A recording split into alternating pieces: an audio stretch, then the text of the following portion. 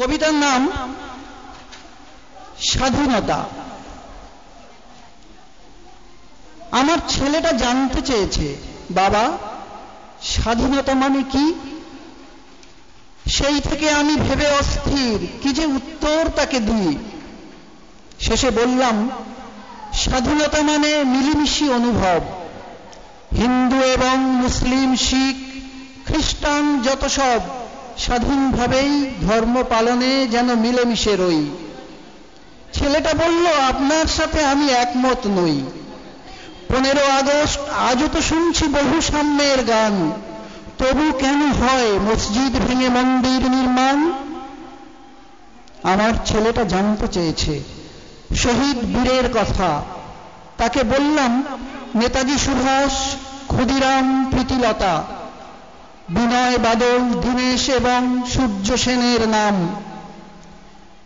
ছেলেটা বলল, ইতিহাস পড়ে তাদের তো জানলাম, কিন্তু এমন অনেক মানুষ স্বাধীনতা সংগ্রামে জীবন দিয়েছে, ইতিহাসে লেখা দেখি না তাদের নামে। যাদের রক্তে স্বাধীন হয়েছে আমাদের এই দেশ, মুসলিম বলে তাদের স্মরণে কেন এত বিদ্বেষ? আমার ছেলেটা কৌতূহলী, সে অনেক প্রশ্ন তার। দেশ তো স্বাধীন, তবু কেন নেই ধর্মের অধিকার? কারো ধর্মীয় আইন বিধান কেন আজ বদলাবে? দেশ জুড়ে কেন একটা ধর্ম সবার জন্য হবে? এদেশে থাকবে একটাই জাতি, কেন এই কৌশল? বিচ্ছেদ এনে ভেঙে দাও কেন মানুষের মনোবল?